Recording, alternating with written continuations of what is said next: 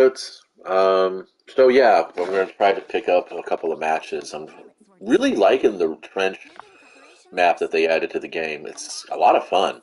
Um, I do find it curious and a bit of a plot hole that these trenches are scaled for mobile suits, as opposed to, uh, you know, for troopers. I don't know. I mean, I don't remember there being trenches like this in the actual mobile suit universes. But then again, there might have been. I mean, can you imagine a mobile suit sized shovel? I don't know how they dig these trenches out, but yeah, trench works were not something that was like just thrown up overnight.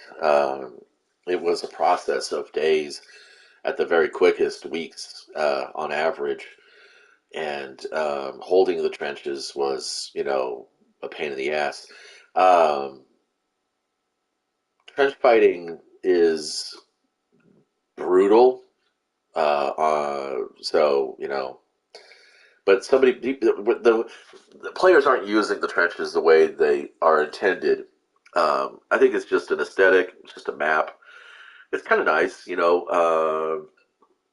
I've been taking screen caps here and there for inspiration for my own tabletop gaming.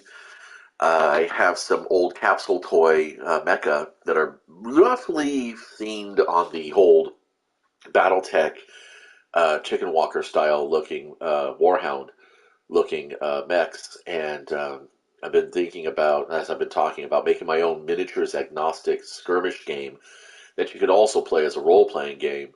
I know that in one page rules they have two stats for your troopers. There's quality, which pretty much determines everything, and then defense, which is specifically just for defense and resistance and stuff like that. But quality determines how your attack roll, determines your morale check, determines your psychic tests, all that stuff. And it kind of makes sense. I mean, and then of course range, weapon, strength, and range and damage and special effect is on your weapons. So essentially, if you have a basic trooper, you have um, six, seven, eight. You have eight stats for that trooper, which would be his quality, his defense, and then you would have range and damage and special for their pistol, and then range damage and special for their bayonet or knife or whatever they might use. Obviously, range would be close combat, so your range would be like one if you're thinking in terms of inches. But yeah, so I've already tried to lobby through this match once, through this mode once, and it was a failed match, and it looks like we might be failing again here too. Pretty much, I give the game three attempts versus a rated match, and two attempts versus the quick play, because quick play is a kind of a low impact mode. It does not affect your player rating, and player rating doesn't really do much in the game, but is basically just a gauge of how skilled you've become, and it's pretty independent of mobile suit or gear acquisitions.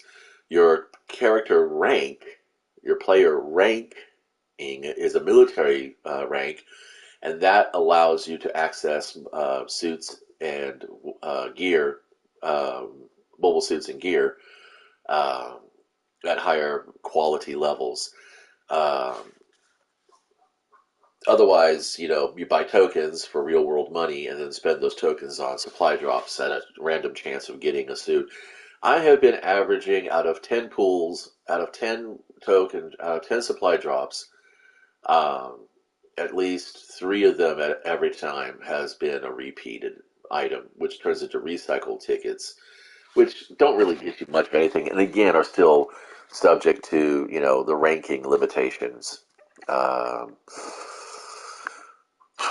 let's see if Haro here shows me. I get my pilot details. That's just my customization. It doesn't do anything. Database. Here we go. Ranking. Yeah, this is my character rank. Nope, not that. Play data. Basic data. Yeah, so there you go. So it has my ratings and then my rank level, which is Sergeant level 7, and then the total acquired details. I have 1,100 recycle tickets, which, I mean, like I said, I can go in there and spend them like crazy and get all kinds of fun stuff. But I'm going to be, restricted. Like, I got 3 million fucking DP dudes. But again, I can't spend any of it because I'm still just a Sergeant 7, and what I want has to be at least at lieutenant level. We got one player out of all. Okay, two guys. Okay, cool. Excellent. So, yeah. This is why I set my tabletop up with solo gaming, with solo games, and I run Raid Shadow Legends in the background. Presently, I am modding the kill team rules to be faster, and I kind of want to hit a middle ground between Space Weirdos and one-page rules, 5 parsecs from home, and of course, kill team. And the only reason why I'm trying to get Kill Team to operate like those other three games, and why don't I just play those other three games, is because uh, I rotate games and models quite a lot. And so I plan to paint up these Necrons as Space Marines for this Fire Team box set. It's like a little intro to Kill Team. It gives you it introduces all the content, all the concepts, like turning points versus turns versus activations, um, targets of opportunity cards, line of sight and cover rules and things like that. But it simplifies the movement down to hexes, and the hexes are approximately 2 inches across. So I'm thinking that if I wanted to play this on an open tabletop without the hex restrictions and modifying the line of sight rules to just physical terrain, which is the goal, um, then I can change the uh, the move value, multiply that by 2 for a number of inches. In Space Weirdos, you do move by sticks, and in one-page rules and 5 parsecs from home, they do it by inches. Um, Characters, there's also activation points, but that's like a generalized kind of thing. Um, yeah, so I played a game of Fire Team, like I mentioned in another video with Destiny, when I was playing Destiny. I played a game of Fire Team last night, and the thing that kind of tripped me up, because I was playing against myself, plus playing a solo, was that if I had a Space Marine and 2 Necrons, and all these activation and wound tokens and status tokens around them, um, it was like I couldn't remember. Well, is that this Necron's wounds or is it that Necron's wounds? And it didn't matter because, um, yeah, it was just a pain in the ass. So what I've taken to in the first modification I'm going to make to Fire Team is that if because you roll numbers of dice for attacks, and then the target has a save, a defense, and a save value. So, for instance, the Assault Intercessor Marine, he has a heavy bolter. He could roll 4 attack dice, and he hits on a 3-up on each of those. So, if, say, for instance, all 4 of them hit, then the Necron Warrior gets a defense of 3, which means he rolls 3 defense dice, so he's already going to be taking 1 wound, um, or 1 hit, and then he saves on a 5-up, which is pretty shitty. So, 4 attacks at 3 plus normal hits. That's 12 wounds. The Necron Warrior only has 8 wounds, so his automatically removed. But what I was thinking that if the damage done to the warrior is equal to half or more in a single shot, he's automatically removed from the table. I'm thinking that's probably going to be the fastest way to do it, to reduce the number of wound tokens that are put on there. Um, and if he doesn't take, if he doesn't take more than half his damage, then he gets 1 wound token uh, placed on him, and another shot would be, of course, that's it. So effectively, they have 2 wounds. Um, but it made for a longer game and more math keeping and bookkeeping, and I didn't want to do that because the whole idea is that I like the aesthetic. It's like Destiny. I love the aesthetic of Destiny. I love the gunplay of Destiny. I like the little crafting mechanic that you have in there now with weapon crafting and theory building with your character's special abilities and stuff like that. The strategy part of the game, I love the strategy levels of Destiny. The tactical part of it is fine, but it's all the throttling and holding back. We lost a player because they got bored. That pisses me off the most about the game is, and then some of the mechanics on some of the weapons. Like instead of making snipers flinch for every little fucking hit that happens to you, and then restricting the ammo, pick one. Because between low ammo economy and the flinch on snipers, um, it's like I don't like playing sniper rifles at all. In fact, I'm leveling a beloved right now in Destiny. God, it's such a chore. It's like I really don't even use it. I don't even fire it half the time when I'm playing. I just have it in my inventory so it gets XP and that's it. Um, it would be kind of nice if Destiny introduced some kind of consumable that would instantly level or add a level to a weapon that you're crafted. Simply because you could do that. Um, would they put that in a shop? Probably, but that's the thing. So yeah, so trying to organize the chits for Fireteam, and that's the thing is that most skirmish games they make up for low model counts with tougher model wounds, higher model wounds, and complicated activation mechanics and status markers. And I'm like, you don't really need all that. One page rules and Space Weirdos doesn't do that. Space Weirdos uses dice tiers. So it's like pretty much everybody starts as at a D8. They can go down to a D6, or they can go up to a D10. Very rarely they go down to a D4 or a D12. And basically what that does is manipulate the value range, the range of numbers that you can get. We're losing players. This lobby should just fail. I don't know why it fucking... I'm not going to quit the lobby. So, yeah, that's kind of where we are right now. How long have we been playing? This has been 11 fucking minutes that I've been sitting here chawing away about other shit, and I could be playing a game. And what sucks is that I can't get player rank XP. I can't get XP from any other mode than playing PvP. I have to be here if I want to get my ranks on my character. And I know why they did this way. They do it this way to steer you towards the shop. Because the store is not available while you're in the lobby, but yeah, you can buy tokens and then you can go ahead and, get random pools and stuff. And I'm like, fuck it, I'm done. I'm not going to fuck with it. That is just not happening here. Huh. Yeah, and it keeps doing that little saving box at the bottom. It's like, oh yeah, we're going to record that action. Oh, what's he going to do? Oh, he's going to come over here to the supply counter, and he's going to go ahead and spend some tokens. Oh, what do we... No, I'm not going to do that. No, I'm not going to do that. I only spend my tokens when it's a 50% sale. When they have half-off prices for token supply drops, then I'll spend my tokens. Otherwise, I'm going to give this one more fucking try, and if I don't get a match in 5 minutes, I'm just going to fucking bail it. I'm just going to go fucking do something else. One last try. I mean, everybody has a fucking Alex. You can't say that it's because I chose to play an Alex. It's a 550 fucking level 3 Alex. And I don't even have that many. I don't even have it like completely bolted out with massive shit. I just don't fucking understand it. I mean, even my fucking rifle's not even level 3. This is what I'm talking about. I have to get a level 2 beam rifle, and the only way that counts is if I'm an ensign. My level 2 is ensign 5, and then level 3 is ensign 15, and I'm still just a fucking... still just a sergeant?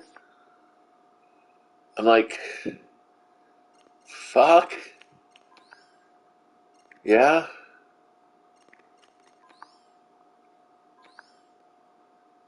Yeah, I'm still just a fucking sergeant. So, that's how the game drives you towards its microtransactions, and I just don't like that. And the only reason why I keep playing Gundam Battle Operation 2 is because it's the power fantasy. It's the fantasy of playing in the Gunpla that I build, that I like building. And I mean, the time I'm spending here wasting around to try to play a fucking game, I could be building a Gunpla right now.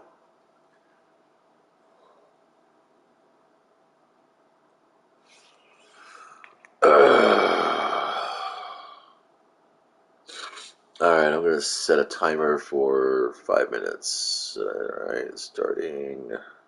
Actually, 4 minutes because I've been here for a minute already. When that timer goes off, I'm leaving the lobby. Unless we're actually sorting teams.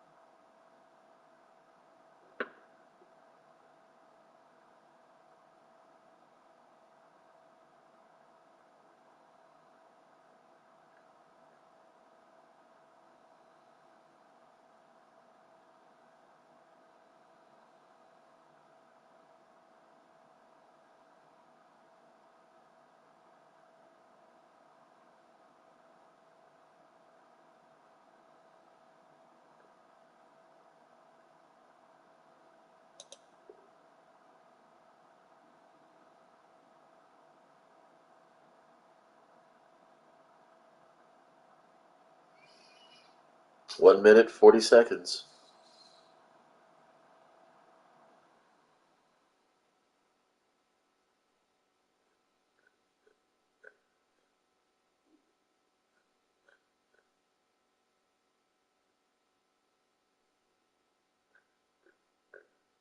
Yeah, this doesn't mean anything.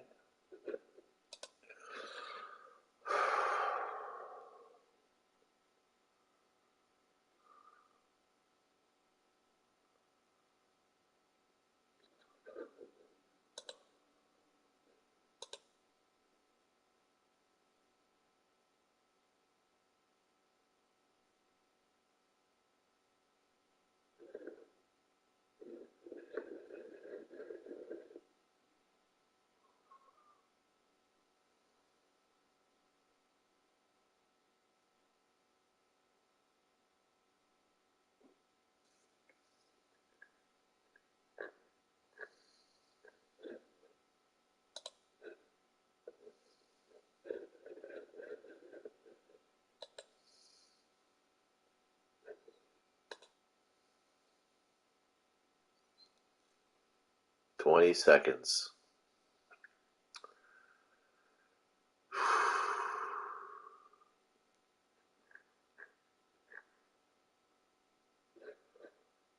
The fuck?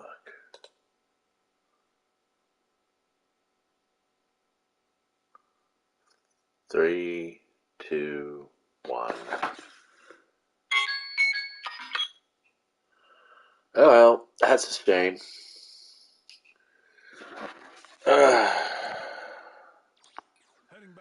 Hey, well, thanks for stopping by. I'm gonna go do something constructive with my time.